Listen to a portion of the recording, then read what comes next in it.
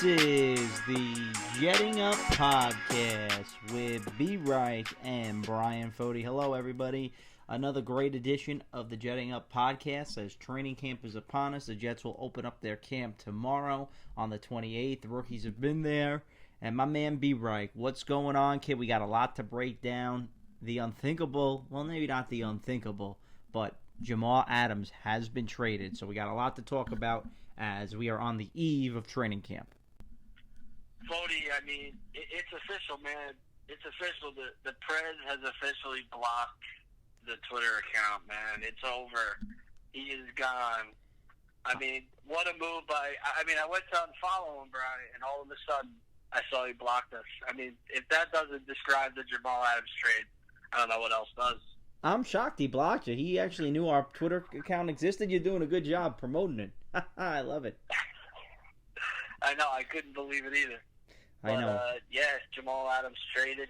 I kind of felt like, you kind of thought something was going to happen, especially with, Francesa basically guaranteeing, on, I want to say it was the last show that the Jets aren't going to trade Adams.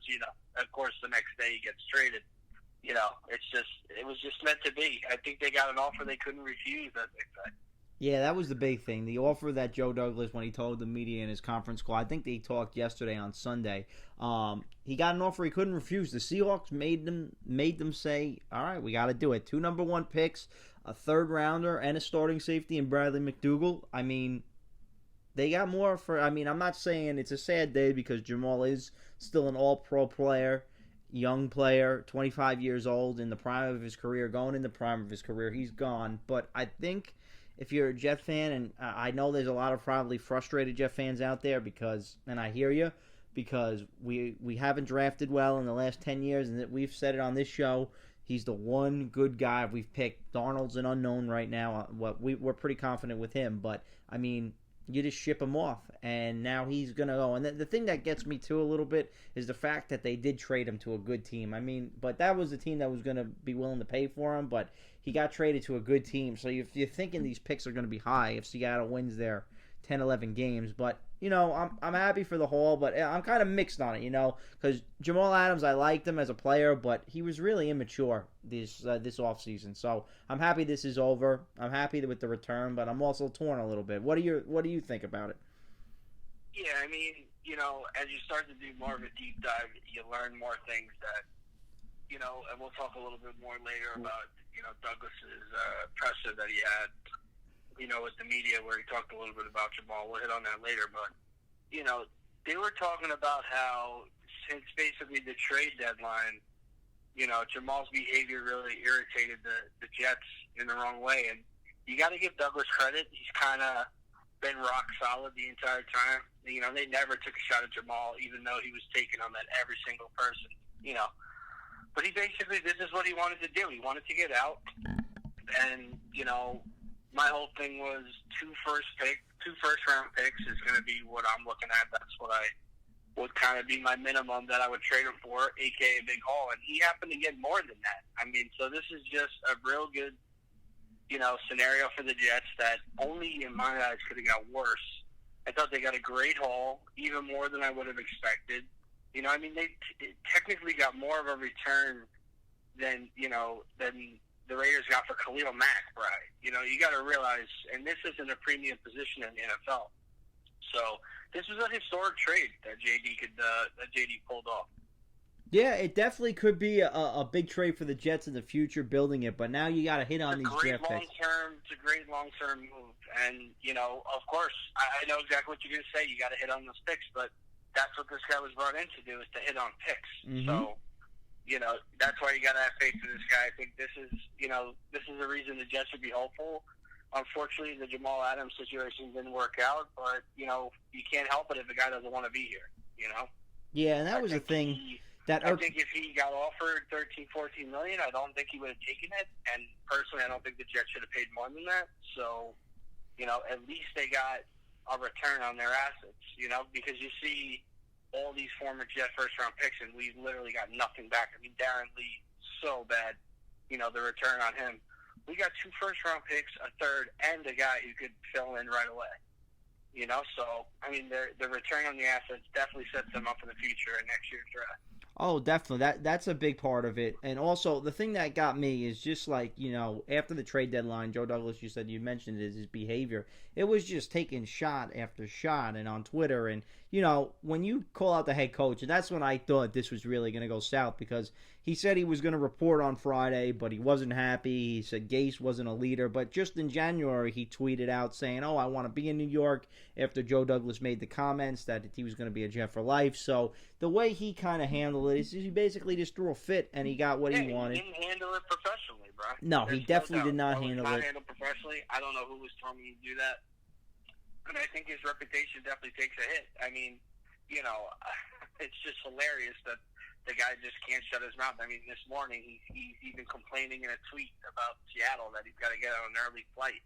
I mean, this guy, just can't seem to get out of it. What did he say this morning? I didn't see this. What did he say this morning? He actually tweeted out, damn Seattle, I can't believe you guys booked me a 7 a.m. flight. It's pretty early. He's already complaining. It's just typical Jamal behavior right now. And I guess the guy gets his wish. I hear you. That you're a little torn, but you got 3 great years out of the guy. He clearly wanted, way more money than the Jets could have given him. He probably would have walked for a compensatory pick. And instead, the Jets get a huge haul and a chance to really get their team going after next year's draft. And you're right about that, because the reports, or what I read, was that he wanted more money than C.J. Mosley, and C.J. makes about $18 million. So there's no way the Jets were going to give a safety, like you mentioned, is not a premium position, not Joe Douglas anyway. We've seen that. He was very shrewd in his first offseason, signing contracts, and he's very, I guess...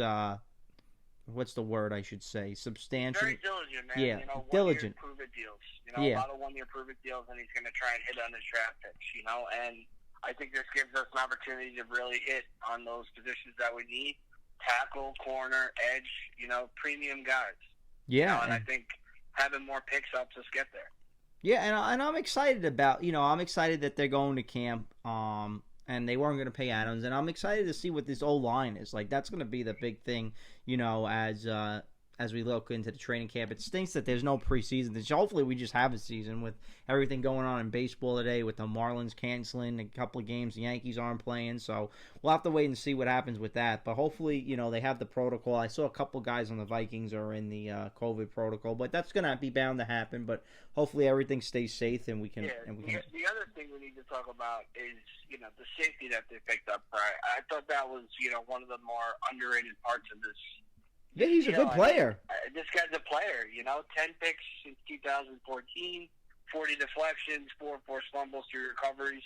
And, you get to see him already recruiting guys. I saw that he was talking to Clowney about coming to the Jets. He said, tell the Jets to come get me. Yeah.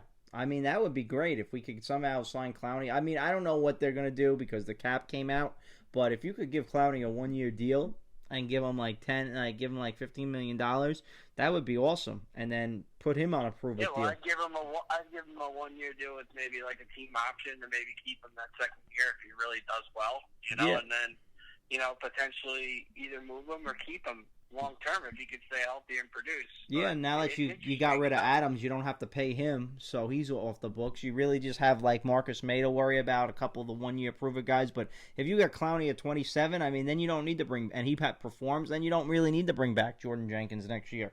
You could go for him, and because the cap next year with COVID takes a hit. Worst case scenario, it's going to go down from 198 to 175. So hopefully it's in that 180 range and it doesn't kill us like too much, because that's a big. Well, I gotta admit, even if we do get kind of hit with that, I feel like the Jets are kind of set up to be okay in that scenario. I know that there's a lot of guys that they could get rid of next year and really save some money if they had to. Yeah, they could. Bell is one of them. Winters, obviously, contracts off the books. Anderson. There's a couple guys that could kind of either get restructured or kind of get taken off the books. So I'm not really worried about that. Yeah. I'm just interested in making this team better. And a question I have for you is, what do you think of the safeties now? Ashton Davis becomes a huge pick. Yeah. What are your thoughts on the secondary? I'm a May guy. I know you're kind of down on him, even though he surprised you a little bit this year.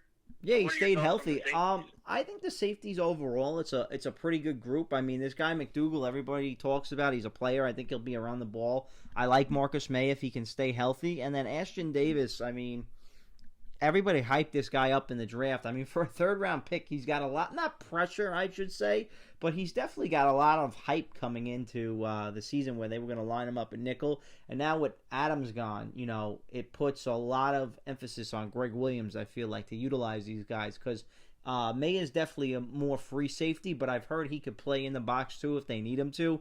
McDougal, I know, has done a little bit of both, and Aston Davis, we don't really know. In Cal, I think he was more of a free safety, but he lines up all over the field. So I think he could line up in the slot too. He could come up. I mean, they're kind of real versatile, all three guys, and Greg Williams is great at creating pressure with safeties.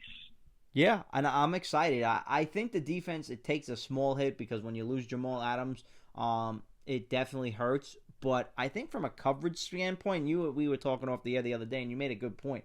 You've got a lot of corners and safeties on this team that are excellent, not and above average in coverage. So I think their coverage is going to be a lot better. Where it hurts, though, I feel like, is in that rushing, where Jamal Adams got 6.5 sacks last year. And your edge right now. With this team, bro, you hit on it 100%. I think that there are guys who can cover. I think that their secondary actually could be definitely better in coverage. I think guys are more versatile. I think I really like the kid this year that they picked up, but and hopefully the linebackers are healthy. But the edge rushers, Brad, is just a huge question mark. I mean, Jordan Jenkins and Basham. It's got to be one of the worst pairings in the NFL. Yeah, Lange and the kid from Florida they drafted may get a shot there. They say he's versatile, but I don't know what exactly. Yeah, that's why I would be right now at this point in the offseason, I would give Clowney a serious look with the money that they have on a 1-year deal. He hasn't signed yet. I think, if you replace him for Adams, it's not like, it's not a home run, but it would have been nice to have both of them. But you get him as a pass rusher, and at least you have like a semblance of a rush. The defense could be. I still think if you add a guy that could. To be honest, I'd kind of rather have McDougal, Clowney, and 2 more first-round picks. Yeah, so there you go. Than Jamal Adams, if you really look at it. If you're going to allocate the money for Jamal to kind of Clowney. Mm-hmm. But it's interesting. I think they're one edge rusher away from really at least we'll get a look at what it could be. And, who's going to stick around for the following year. Yeah. So that will be big. And so the Jamal Adams trade, we'll put that to bed. It's a bittersweet day because I do honestly feel like, and I'm going to be optimistic because Jeff fans, like you said, and like we've said, they've been terrible at drafting. We didn't even talk about the other end of it. We didn't even talk about Seattle. I mean, Seattle's getting a heck of a player, but once again, with a lot of question marks. I mean, obviously he comes out right away and says, I have no problem playing under my current salary, just to kind of, kick it to the Jets a little bit. But, are they going to be able to extend him? Are they going to be able to give him $20 million? I mean, you saw they didn't pay Earl Thomas. Yeah. So do I think that Seattle definitely keeps him? I think they're going to have to, with how much they gave up, because, I mean, they're going to be in trouble if he's asking for $20 million, and then all of a sudden they're in the same situation the Jets were. Yeah, and I think Jamal Adams, he should thank Joe Douglas because he's in a position.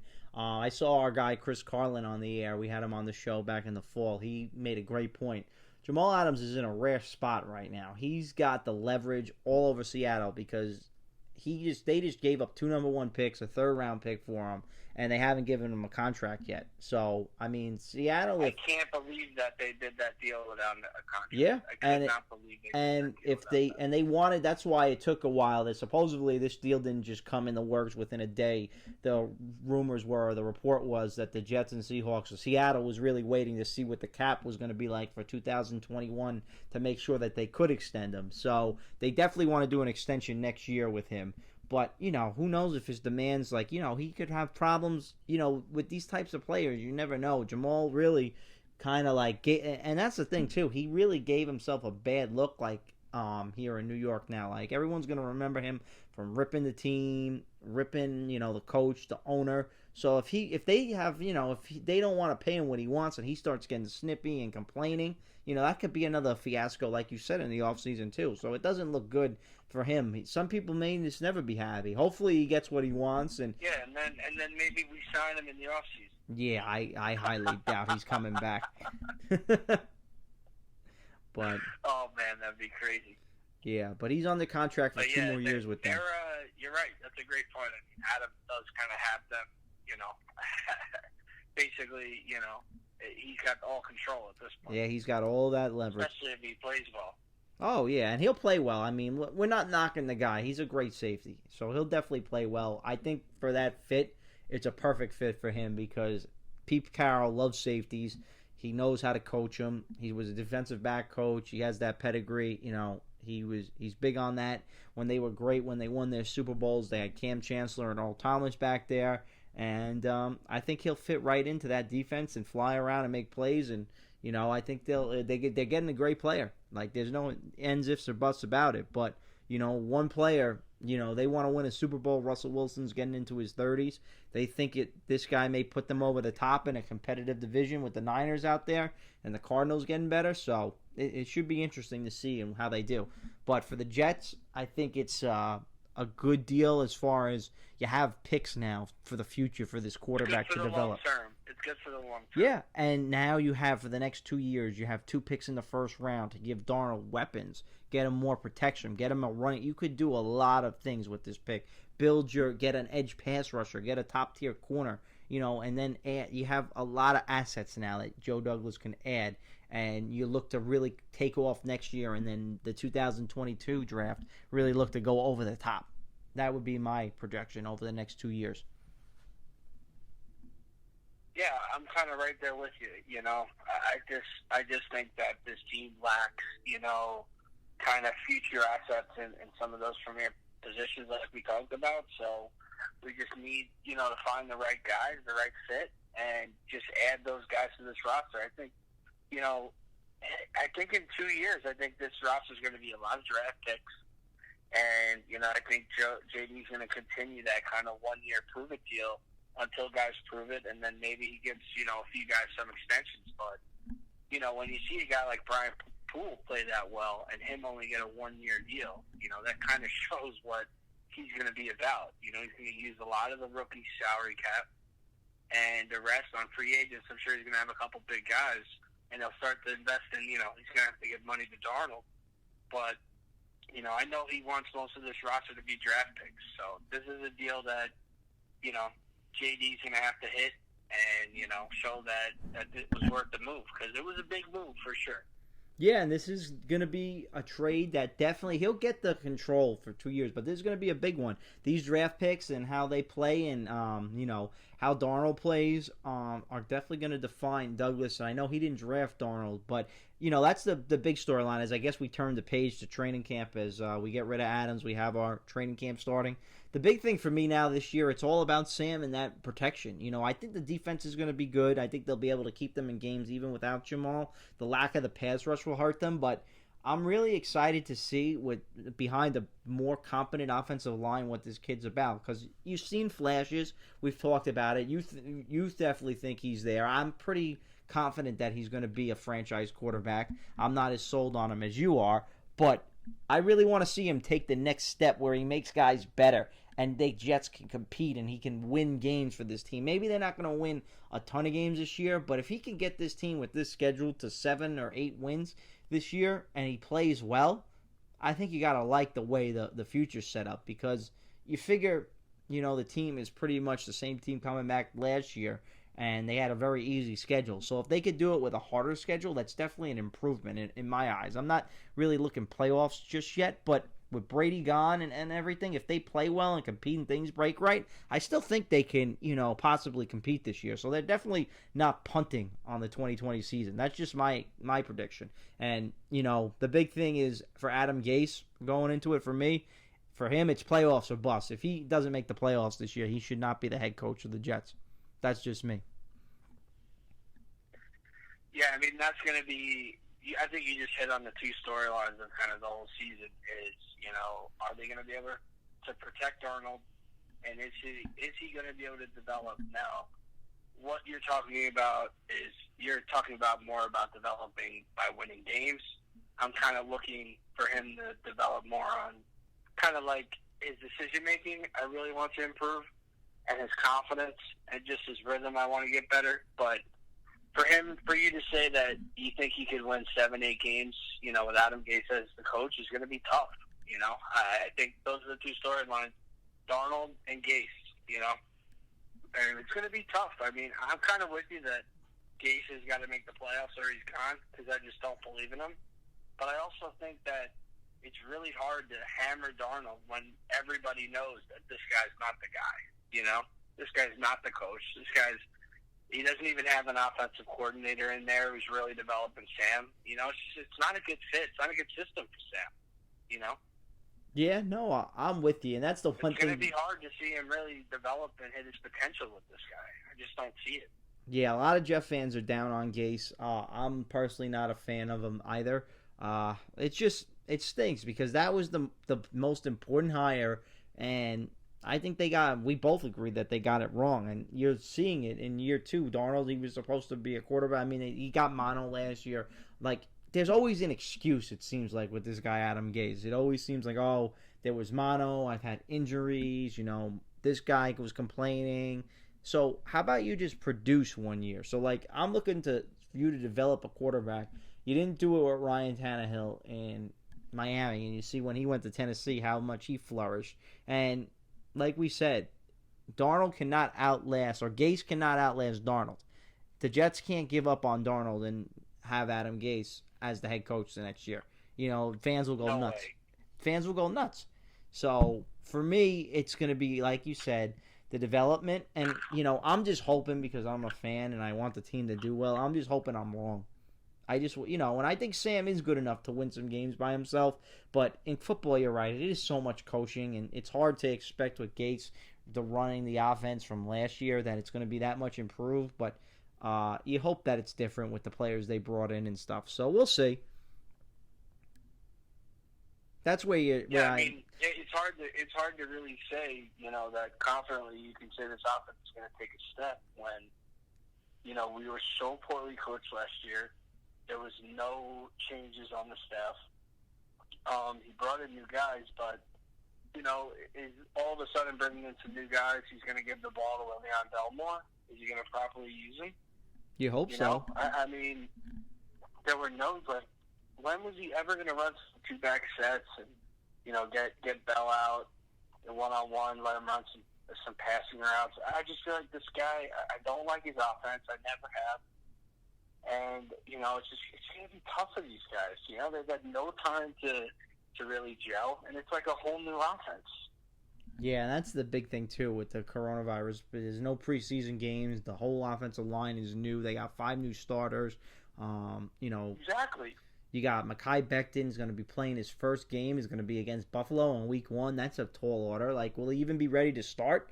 You hope so because they drafted him. But it's like he's got to play. But you would at least like to see him in some preseason games and get his feet wet a little bit. I mean, he's got to go against that Buffalo defense week 1. George Fant comes in. But there's no continuity. You have a new center. So, like, they're going to have to find. And you're going to see the good coaches, I think, like Belichick, they'll have their teams ready to go. Well, you're going to see the teams that have been together for a while and haven't had many changes with, that have, been successful. Like the Saints, the Ravens. They have their formula. They know what they're doing, And, they're just plugging and play a couple guys. I mean, the Jets, like you just said, it's a whole new line. Learning a new offense. Herndon never even played with Griffin. Perryman, Mims, 2 new outside receivers. Yeah, it's a whole new offense. So it's totally different from last year. So we'll see. Bell and Darnold are the only 2 consistent players that are back. If you look at Crowder, it. And Crowder and what's his name? Griffin. Yeah. But the whole interior line, it's the skill. So the skill guys should be okay. But they could maybe. Did you happen to catch any of JD's presser I social did media not. or I anything? just read some quotes in the paper. I just read the one thing that he wanted to be, that he said that Jamal had said that he had told him he was giving him a contract extension. I know JD said that wasn't true, and I read that Jamal wanted to make $20 million more than CJ Mosley, and the Jets didn't feel like that was the right way to go about it. Yeah, I thought it was great that he also said, he never took anything personal that Jamal was doing. Just kept it all professional. Understood it's just business. And, one thing I wanted to kind of pick your brain on, see what you thought was, what do you think with this whole narrative that this is kind of like a precedent that was set? I know that some people were saying, I think it was Mike Tannenbaum mentioned, Jamal kind of showed the way how you can get out of the Jets if you don't want to be there any longer. What do you kind of think of that narrative that people are talking about? I don't know, because you can only really do that if you're for me anyway, if you're a really good player. So, like, if you're a superstar player, like if you're just an average player on the Jets and you don't want to be there, I mean, no other team is going to take a flyer on you. But so, what do you think about the narrative that if you're a superstar and you're with the Jets and you're a rookie, you can get out of it? I mean, but to me, when you get drafted, your idea shouldn't be like, this team just drafted you. They want you to win. Like, to me, the whole mindset, if I got picked by an organization, I would be super hyped that they want me to play for them, and they want to, you're getting a job out of it. So for me, it's like I want to make this team. I completely understand, but don't you think that was just like Jamal? I mean, he came in saying all these things that you're saying. I want to win. I want the Jets to be great. I want all this stuff. But all I have to do is rip the GM, coach, and the owner, and I get my way, and I'm traded to a playoff. Yeah, I don't buy that so much, because you may not have a team that may want to go that crazy. And the Jets weren't going to take it. Joe Douglas showed he's not going to take anything less than, if you're a superstar, unless they give you 2 number ones or 3. And even if that's like in a position of a pass rusher or whatever, I don't think he's doing that trade. I think they'll figure out if he's like a quarterback, or if this is Darnold we're talking about and he's playing good. I don't think the Jets are making that deal. They're going to figure out a way to get him in the room. Jamal Adams was in a position where he is kind of expendable. He's a safety. They know he's not in a position of, if that was a pass rusher or a cornerback, I think it might have been different, to be honest with you. Because they value him differently. I think you're definitely right, and I'm kind of playing devil's advocate. Like, JD said in the presser, that he believes it doesn't set a precedent, because there was a plan to have Jamal Adams in 2020, but, he got an offer he couldn't refuse. So, he ended up pulling the trigger. But I think it just shows that we got a GM who's willing to listen, and if you're going to overpay and you're going to give us a crazy offer, anyone's expendable, which is how it should be. Definitely. And it also shows that, if you don't, like it, and I don't know. I just feel like it's the players there. You got to be all in. Jamal Adams was not all in after that trade deadline. He checked out. I don't think all NFL players are like that. I think, like, when Darrelle Revis held out, he did a lot of his stuff through his agents, and just didn't say much. Jamal Adams was all over social media. You didn't see when Le'Veon Bell was holding out with Pittsburgh. Yeah, when Le'Veon was holding out in Pittsburgh, he tweeted a couple things, but it wasn't really crazy where it was out there saying, I want to be traded to a new team. He always said, I want to sign with Pittsburgh. They just didn't want to pay him. And, he hit free agency and held down and said, I'm not going to risk my body. It wasn't like, trade me. He never, demanded a trade when he was there. People do it differently, I just feel like. And, I just thought the way he did it for the Jets was very Odell Beckham-esque, I guess. He had that very, I'm the best, and that's, the one part, I don't know. It just rubbed me a little bit the wrong way. When you start attacking the Jets and saying that you want to win and, the fans are there, and then all of a sudden you're saying, get me the heck out of there, and at the trade dedeadline, you're talking to the Cowboys saying, I want to be there. You're telling me you're a team captain? You're the team captain. Yeah, you're the team captain, and at the trade deadline, you're telling people on the Cowboys that you want to play there. How do you think that looks to people that are in the Jets locker room on that defense? How do you, that's why I don't think... It just shows that he's not a leader at all. Yeah, 100%. 100%.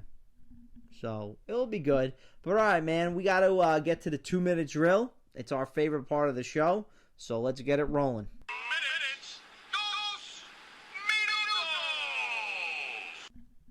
All right, so I'm going to ask you the questions first. And the first question is, what position do you think the Jets take in their 2020 with their 2020 first round draft pick next year? Well, I got to see how the season plays out first, but right now I think you got to predict though. Predict? Give me a prediction. I mean, I like wide receiver and I like edge rusher. Okay. All right, I like them both. You kind of mentioned it. Are we punting on the season? How many wins do you think the Jets could possibly win this year? Best case scenario, I think they could be a 9-win team, even without Jamal Adams. I love it. All right, give me a prediction on a contract for Marcus May. Ooh, that's a good question. I think they're definitely going to keep him if he plays well. I think you could definitely give him like in a 3 or 4 year extension there for around like. What are you thinking money was? I think maybe $9 million a year. I think that'd be safe for him. I mean, he's not a top safety. What did the Bear guy got? What, $14 million? So maybe around Eddie 8.5, Jackson, 8.5 to 9, I would think. Okay, and a lot of people were loving up Len Bell attacking Jamal Adams. I got a question for you. Is there any way that you think Le'Veon Bell is a Jet after this season? I 100% think there's definitely a chance. I actually am very high on Le'Veon Bell this year. I think this whole trade thing kind of woke him up a little bit where he was going. I love that he attacked him, and I think he's going to be very motivated this year because a lot of people said, even though a lot of Jet fans are criticizing Gase, a lot of people said, oh, you held out from Pittsburgh, now you went to a team, you're not good, you had your first bad year of your career. I think he wants to come back, and I think he wants to make a huge impact, and I think he's going to be motivated, and I just hope the coach just gives him the rock a lot more this year, and I think he could play very well, and I think he could even in fact stay because he could be that much of an impact player if used properly. And you'd say, oh, how could you cut him? I think that he's got that possibility. All right. My questions for you, big man. Number one, what would you give the grade of the Joe Douglas trade on the return? Oh, an A. An A. Okay, that's easy. All right. In 2 years, do you believe that the Jets will be a Super Bowl contending team? 2 years will the Jets be a Super Bowl contending team? I definitely think that they'll be a playoff team in 2 years. So you know what? I'll say yeah.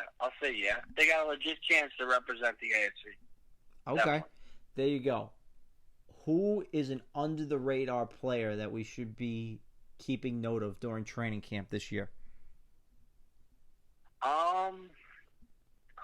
Under the radar. I'm going to give you a guy that is kind of a bit of a shock because I really don't talk about him too much. But I know he's been working out a lot. I know the kid has some ability.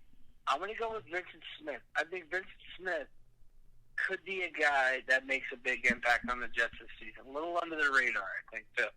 I like that. Vincent Smith. He played well last year in flashes. I think that's a good choice. He makes some plays. Yeah, he did. Some plays. I think he takes a little bit of a jump. I'm not sure how much reps he gets, but I think he does make some plays next year. Do you have any confidence in Adam Gase to develop Sam Darnold this year in year number 3 for Sam? See, I'm trying to hope and trying to stay hopeful that, he could kind of almost outplay his coach, and I think it's really going to depend on the O-line.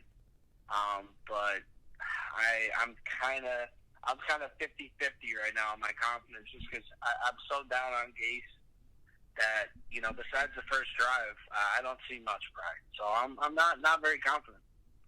All right, there you have it. That's a 2-minute drill. The Jets open up training camp tomorrow. We'll definitely be giving you updates on it. I know the first week, they don't have padded practices until the middle of August, so it's about 2 weeks. They're going to be doing conditioning, and they got to pass their COVID test. So we'll probably come back to you with another show next week to break down, what's going on, preview a little bit more of the season, get into more tactical stuff on the offense and defense with the players. This kind of like wraps up our offseason show. We'll also be doing, I know, our offensive and defensive previews before, since there's no preseason.